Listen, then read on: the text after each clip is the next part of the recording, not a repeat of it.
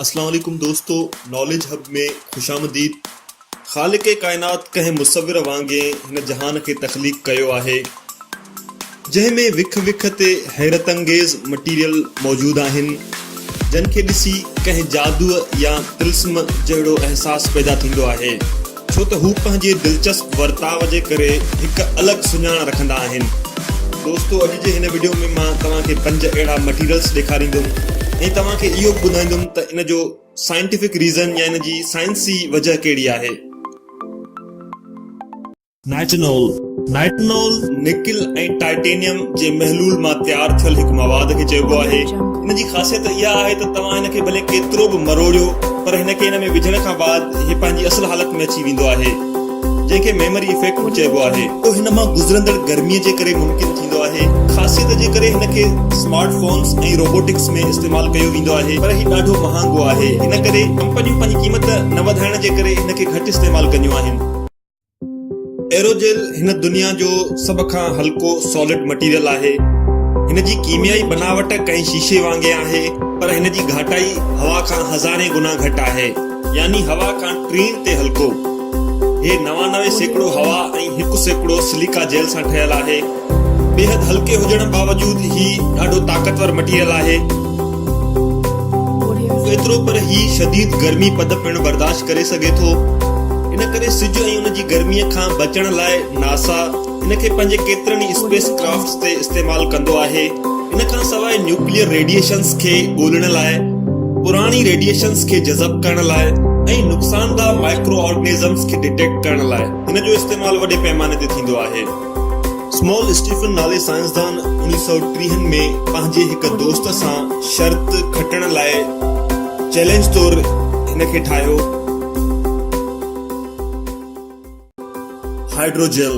दोस्तों, तव्हां पंहिंजे घर में ही मवाद ज़रूर ॾिठो हूंदो, जंहिंखे तव्हां पाणी में विझंदा आहियो त हे पाणी चुही अञा वॾो थियणु शुरू कंदो आहे। त दोस्तों, तव्हांखे इहा ख़बर न हूंदी त हे कीअं कमु कंदो आहे। हे दरअसल हिकु जेल पॉलीमर आहे ऐं हिन जी इहा ख़ासियत आहे त पंहिंजे साइज़ खां 30 खां 60% पाणी हे जज़ब करे सघे थो।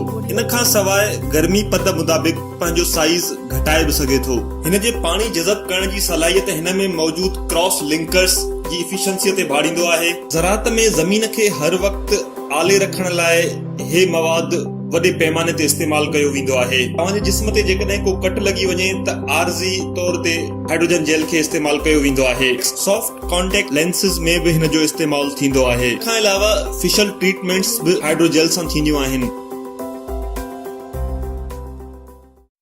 Ultra hydrophobic material. हिन मटीरियल जूं ख़ासियतूं हिन जे नाले मां ई ज़ाहिर आहिनि, छो त ही पाणीअ खां ख़ौफ़ज़दा रहंदो आहे। आम तौर ते सॉलिड ऐं लिक्विड्स जॾहिं पाण में मिलंदा आहिनि त केमिकली हो हिक ॿिए में मिली वेंदा आहिनि, पर अल्ट्रा हाइड्रोफोबिक मटीरियल्स में अहिड़ो कुझु बि न थींदो आहे। हिन मटीरियल सां ठहियल कंहिं बि सतह ते पाणी असरअंदाज़ नाहे थींदो। हिन खे आले करण जी बजाय हिन खे वापसि उछलाए छॾींदो आहे।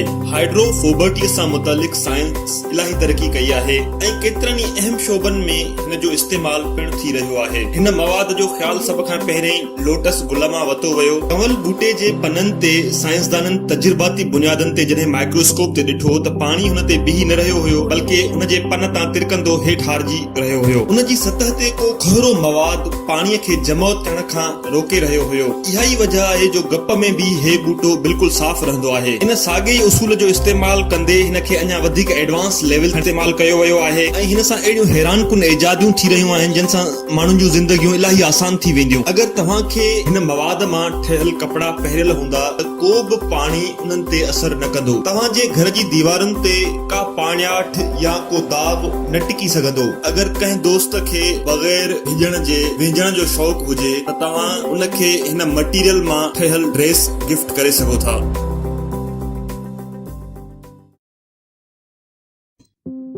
गैलियम धातु खे साइंसदान अञा सही न समझी सघिया आहिनि, छो त हिन जूं ख़ासियतूं ऐं हिन जो वर्ताव काफ़ी मुनफरिद आहे। आम तौर ते ही हिकु सॉफ्ट मटीरियल आहे, जंहिंखे अगरि तव्हां लो टेम्परेचर ते रखो त हे बिल्कुलु सॉलिड यानी सख़्त थी वेंदो आहे। पर 30 सेंटीग्रेड या इन खां वधीक गर्मी पद ते ही मवाद पघिरी पाणियाठ वारी शिकिल अख़्तियार कंदो आहे। असांजे जिस्म जो आम गर्मी पद 35 खां 40 सेंटीग्रेड हूंदो आहे, इन करे अगर तव्हां हिनखे पंहिंजी तिरीअ ते रखंदव त हे पघरी लिक्विड या पाण्याट थी वेंदो। हे खणी लिक्विड शेप में हुजे या सॉलिड शेप में, हिन जो रंग हिकिड़ो ई रहंदो आहे। हे ज़हरीलो न हूंदो आहे। हे महांगो मटीरियल आहे। हिन जी क़ीमत लॻभॻि $3000 फी किलोग्राम आहे। इन करे जेकॾहिं तव्हांखे हिन सां खेॾण जो दिलि चवे थो त तव्हांखे कुझु ढोर ढगा खपाइणा पवंदा।